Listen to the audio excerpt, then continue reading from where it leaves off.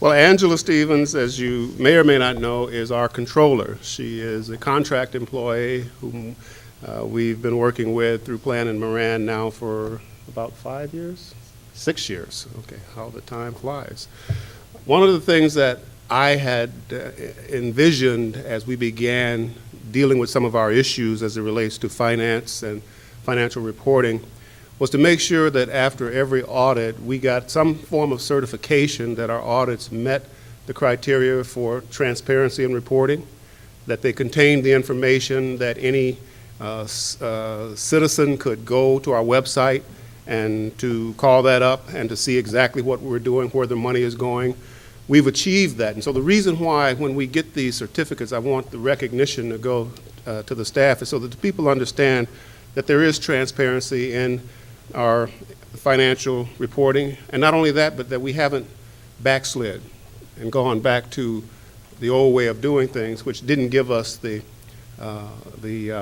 accuracy, it didn't give us the timeliness, and all the things that we needed in order to properly manage our finances. And so for the 4th year in a row, we've received that. And the letter states specifically that the Certificate of Achievement for Excellence in Financial Reporting has been awarded to the City of Saginaw by the Government Finance Officers Association of the United States and Canada for its comprehensive annual financial report.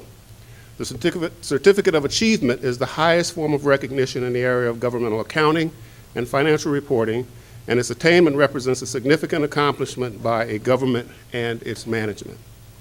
An award of financial reporting achievement has been awarded to the city designated by the government as primarily responsible for preparing the award-winning comprehensive annual financial report. And this has been presented to the Controller's Office.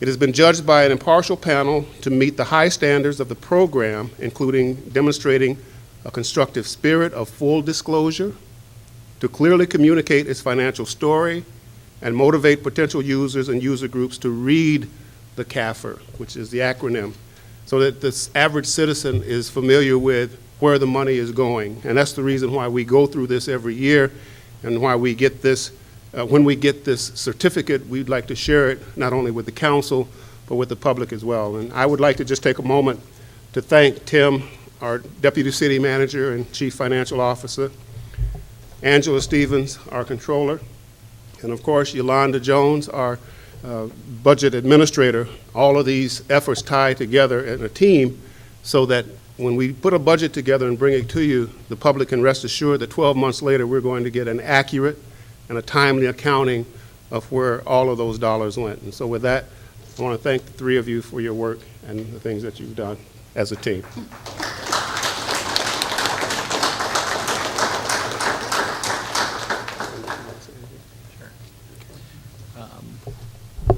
Good evening, Mayor, members of council, and I'd just like to thank Angela and the other staff in the Controller's Office and Yolanda. And many of you may remember that the city did used to get this award several years ago, and I think it was many years in a row, and then you reached a point where you didn't get it for several years, and part of the reason that the city wasn't getting it is because it takes a lot of work to get one of these awards, and it was a hard enough time for the city to get their finances around just to get a regular audit done, and those were done late. So the fact that we can close the books out and get this additional information is quite an accomplishment for the people that work on it every day. So we're glad to continue to get this, and this is 4 in a row, and we're planning on completing a Kafir again.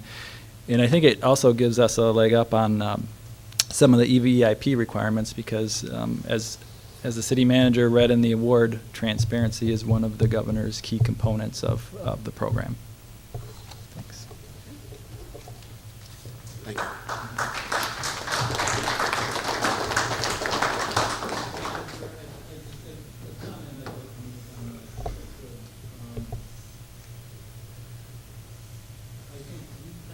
Have gotten to the point where we sort of take the achievement for granted. I know I get that kind of a strong reminder of that occasionally as I argue with commenters on MLive and other places, and particularly when people make comparisons to other cities. And I know that I can go online and find anything I need about our financial situation because it is laid out so well. It is amazing how few Michigan cities in particular have anything remotely close to that, particularly available online. I don't even get me started with Detroit. But even relatively well-off cities in Michigan don't have the kind of online financial reporting that we do. So I think that's one of the things that we need to remind ourselves of is, yeah, we take it for granted, but it's actually a pretty big deal. So thank you. You're welcome, sir. The next item I'd like to address before I get to the issue of the tentative agreement is, as Councilman Braddock mentioned, we did conduct sensitivity, diversity and cultural sensitivity training for all of our employees. And I asked the Employee Services Director, Mr. Dennis Jordan, to just brief you a little bit on that activity. And if he would come, please.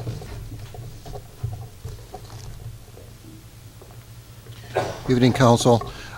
In front of you, I had placed a brochure, looks like there's a little bit of color on it. Essentially what that is an agenda. It was an outline of the classes that we had put together. There were two basic formats. One was for the general employees, and the second one was for the management staff. The management staff was a little bit more inclusive and got into more detail with regard to policies and the things that management staff need to look at and look for within their staff, as well as procedures and steps that they needed to follow in regard to complaints that they might have within their departments. But I just wanted to give you a really quick overview. We conducted the classes on September 3rd, 4th, and 5th. We had 288 employees, 77 managers in addition to that, and one of the council members attend those sessions.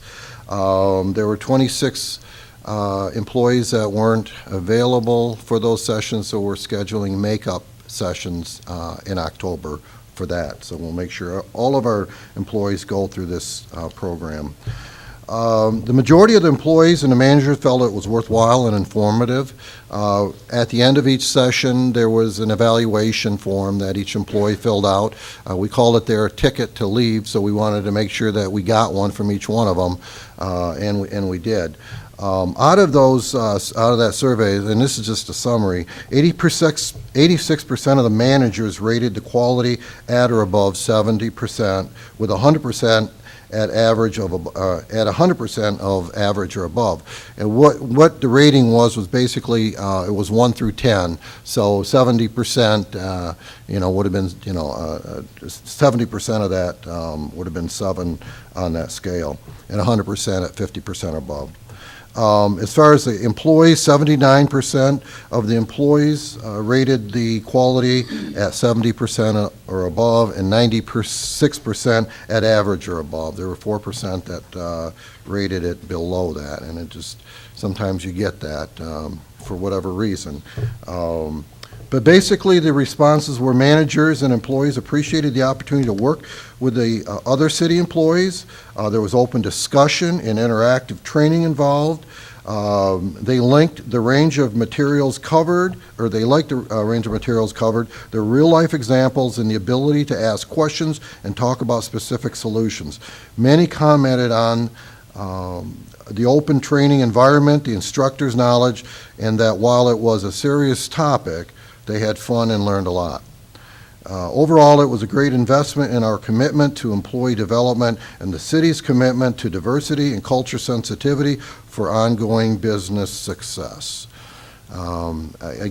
Again, there were a lot of different opportunities for specific comments that they could make, and generally speaking, they were all good comments, very positive, and they liked the interactive sessions that were put out there, and it was an opportunity for awareness for all of them, all the employees that attended and the managers.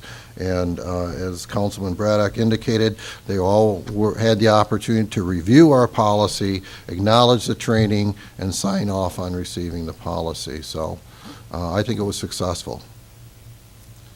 Any comments or questions? Very good. Councilman O'Neill, yeah. I mean, that's great. I mean, I tell you, it goes again with the visionary focus of our efforts to be more transparent in terms of diversity. A lot of times with diversity, we just kind of dance around and don't want to talk about issues that we know are relevant or touchy. And to have this just to be a part of a regular routine offering, I think says a lot about the organization as a whole in terms of offering that as a caveat for the staff. So great job. It shows again that we're on track. You know, you got your committees, Ms. Braddock, your diversity committee, you have the community committee. So we got a good response from our staff. I mean, all these positive, I hope we can kind of mushroom a lot of these, you know, did you knows, and maybe put them up on our website and just kind of toot our own horn a little bit, because if you know, who else will? So all these things, again, you know, even to the governor's office, Mr. Manager, I mean, you know, talking about benchmarks, and I think we've hit quite a few of them. Would you agree? You know, in terms of being responsive to transparency, not only in our financial avenue, but just in diversity, planning, development, downsizing, right-sizing, what do you want to call it? So all good stuff. All good stuff. Great job. Thank you, Mr. Councilman. Councilman Braddock.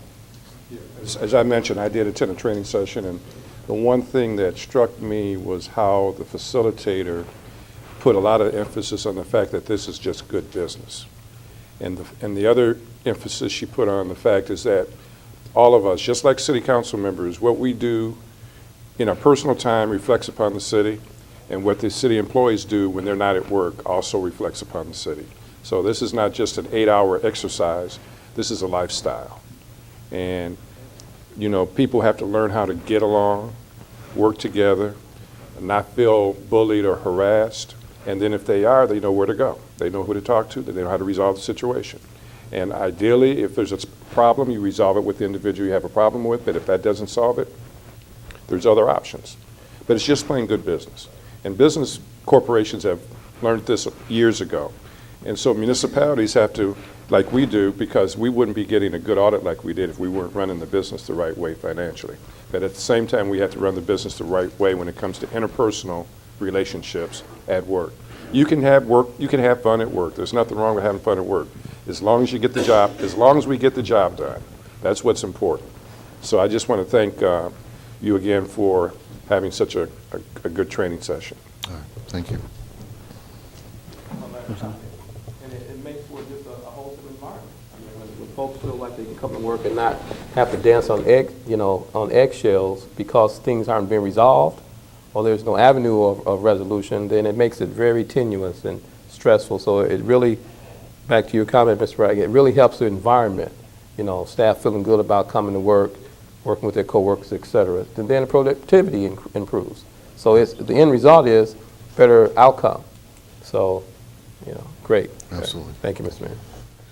The next item on my report, you may recall in previous meeting, I'm not sure if it was the last one or the one prior to that, I mentioned to you that I was going to be soliciting input from the International Association of Firefighters Local here in Saginaw at the Saginaw Fire Department to discuss the plans for selecting an acting chief during the interim as we continue to work with our public safety budget and the issues that confront us in that area. As you know, that process was hastened somewhat by the departure of the Assistant City Manager, Mr. Ludos, but nevertheless was an issue that I kept in the back of my mind as one that was going to have to be addressed at some point as we look not only at our organization, but as we looked for opportunities to collaborate with surrounding municipalities. You may also recall from some of Mr. Ludos's previous reports of his efforts to begin outreach to surrounding communities to talk a little bit about that probability. I have continued that.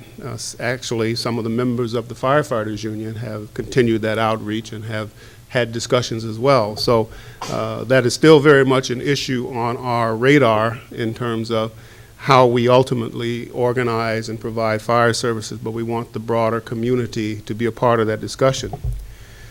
Meanwhile, it became incumbent upon us that we needed to address the leadership issue with the departure of Mr. Ludos, and also with the fact that we had not identified an acting chief ready to step in and take over the leadership of the department. Part of the issue, as we discovered when we began meeting with the firefighters union, was that we had exhausted pretty much under Act 78, the Civil Service Act, our ability to appoint another interim chief. You may recall we appointed an interim chief, acting chief at one point, and then that appointment lapsed after it reached a certain point, and we didn't appoint a permanent chief. So we found ourselves in a position of where we needed a chief, but we had no method by which to appoint. That, number one, would not be go afoul of the Civil Service Act, and the second one, of course, being one that we could ultimately agree on. And I'm pleased to report that after some meetings and some subsequent conversations with the leadership of the firefighters union, that we have reached a tentative agreement for a procedure to appoint an acting chief until such time as either a decision is made about some regionalization or some other collaboration, or until such time as we decide to fill the position permanently based upon some other vacancies that we have. At this point, the tentative agreement gives us a 6-month window to sort that all out, with an option to renew that or extend that another 6 months. And that all falls within the context or the time frame of the existing firefighters contract. So the timing is good. It becomes an issue that we can look at in the duration of the contract that we currently have in place, and at the same time identify some potential leadership should we find ourselves in a position of where collaboration or other methods of interjurisdictional operations don't seem to work for us. The union leadership has agreed to the tentative agreement, but they have to take it back to the membership for a vote, which could not happen at least for another couple weeks. So we contacted the union this morning and asked if they would have any objections to my appointing an acting chief effective tomorrow morning, with the proviso that it is contingent upon the ratification vote of the union. And the union president assured me that that was not an issue. At the point in time in which they sign the ratification, or however that goes, we will then bring that back for you to act on as well. Meanwhile, we need a chief, and we've identified the executive battalion chief, Chris Van Loo, as the acting chief, and he's agreed that he would serve in that capacity, given the issue of identifying someone and certainly moving forward with some of the discussions that we need to have if we're going to have a broader discussion on the regionalization of firefighting services. So what I'm proposing tonight, and we have, as I said, the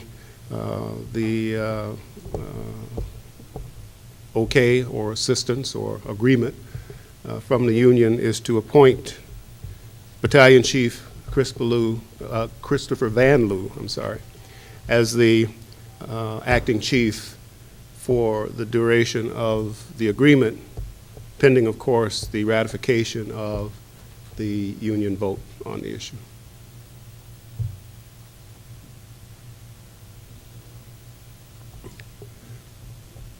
Okay. This is a good move, I think, for a couple of reasons, one of which is that should we find ourselves in a position again where we need an interim, if something happens along that way, we've got consensus. That's the word I was looking for, consensus, with the union to do this, and so it'll be in place and we can do that. And I'm pleased with it. I want to thank President Raines and the Vice President, Mr. Hosbeck, for their willingness to work and help us solve this issue. The only other item I have on my agenda, and you guys are going to have to help me with this, the grant, is that on the table? Was there anything that you wanted to say regarding the grant before they vote? Or I do have some answers to the questions that were raised today. okay, all right. Okay.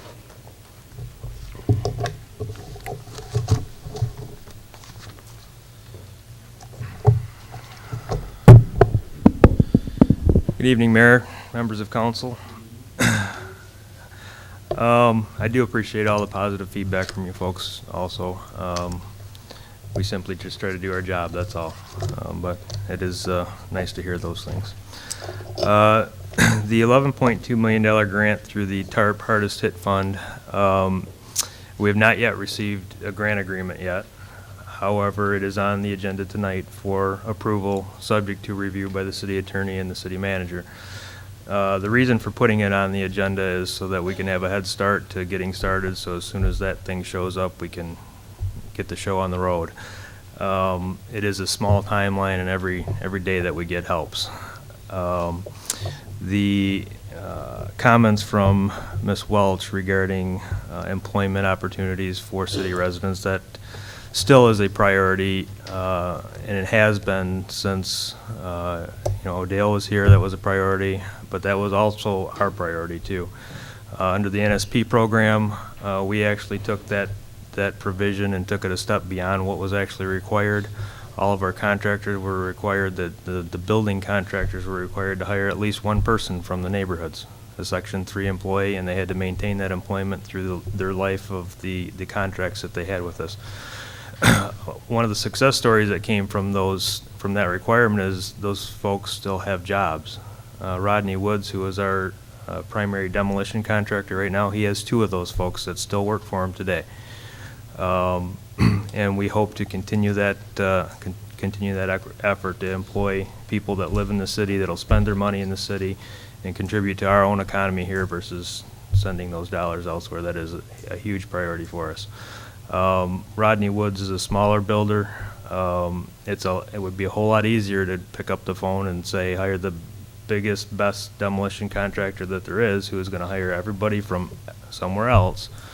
But we take the extra effort to make sure that we do provide that local employment. It's important to all of our success, so we make a huge effort to do that. We expect to have the grant agreement here shortly. They were trying to get it to us prior to this meeting, so I expect that within the next couple of weeks here. So if there are any questions, I'd be happy to answer them. Councilman Fitzpatrick. Yes, thanks, John. Can you give us an idea of how many employees for one of these contractors actually work on the demolition? The demolition process is not people intensive, it's equipment. Most of the demolitions happen with 2 people, a guy to run the excavator, a guy to drive a truck.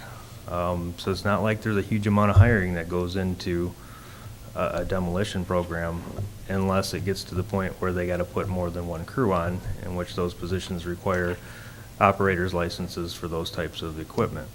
There is some opportunity, like I said, Mr. Woods has hired 2 people, and those folks have ongoing jobs. But there's not a big demand. It's not like they need 50 people to tear down 100 houses. It's all about the equipment. Thank you. Councilman Wynn. Thank you, Mayor Branch. I just want to say to Mr. Stemple, thank you for pointing out one extra thing, which is that our city manager and Dr. Thorns and the whole team put extra efforts to to make sure that the Section 3 was administrated. And I remember a whole bunch of things we had to approve to make that happen. And that was because I know council members here, kind of demanded that. And also, it was also a priority for everybody at the city administration. So I just wanted to say thank you. Not only were we meeting, we had higher expectations than what was expected of the federal or state dollars that are given to us. So thank you for putting that plug in there. Thank you. Yes. Councilman Braddock. Thank you, Mr. Stemple. Even though it only takes two people to demolish a site, you have multiple sites going on at the same time. Sure. I'm sure. Okay, I go back to my question. My question is, what we're approving tonight, is that giving you the authority to go and just start working once you get the grant agreement? And have we gone out on bid for all of these? The city sought demolition bids in June of this year, which is a 2-year contract, which has a listed rating scale. Which, at the last meeting, we added Braddock Demolition to that list. Which is no relation to me. Right. And the reason Braddock is important to the big picture here, if Section 3 is required on this grant, Mr. Braddock is a city-owned business. and Wow. Bless you. Bless you. And he also is a certified Section 3 employer. So that plays right into all of the things that we look at as we move forward through this. As I said, we don't have the rules of the grant. We're not sure how it's all going to play out. Those will come with the grant agreement. On the 19th of this month, there is a meeting in Lansing to lay all that out for us. Okay, thank you. Simple. Yes, sir. Are there avenues for deconstruction? I know in deconstruction, it takes more people to do. I know in our relationship with Habitat, and we kind of did a couple. Is that a part of this? Not under this grant, Not under no, this, it's not. okay. Okay. Thank you, Mr. Thank you, Mr. Mayor. Mr. Temple, I recall reading that part of this grant included maintenance post-demolition. Yes. Is that correct?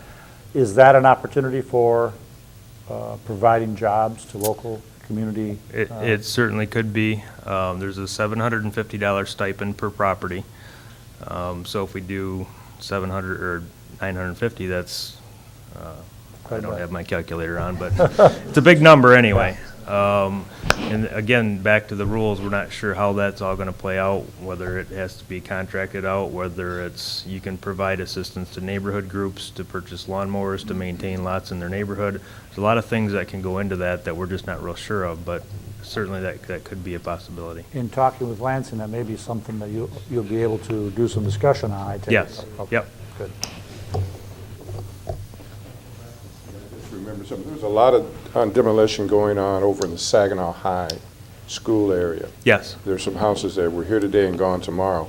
I know that's not part of this grant, but that's part of is that part of a grant, a MISTA grant that was initially intended to tear down some buildings downtown, and then when somebody decided to renovate those properties, we deflected it back to the neighborhood? That's exactly correct, yes. Okay, good, good. Thank you. Yep. Yes, sir. The question, I know, particularly with NSP and with a lot of the other demolition grants, we have targeted zones. Is there an area concentration specified for this, or do There we- is, but it's very large. Okay. I believe there's only five or six census tracts that are left out. Okay. So it's a large geographic area. Are they like CDBG eligible? Yes. So, okay. Yeah. Do you know what areas are left out? I'm sorry to make you go to that.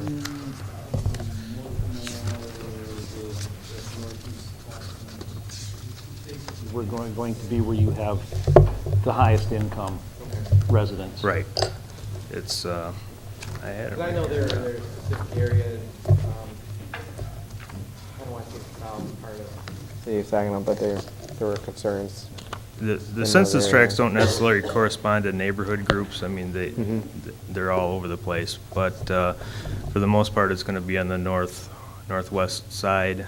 And there may be one or two historic districts are not eligible. We can't do Okay. anything within a historic district, so those were left out also.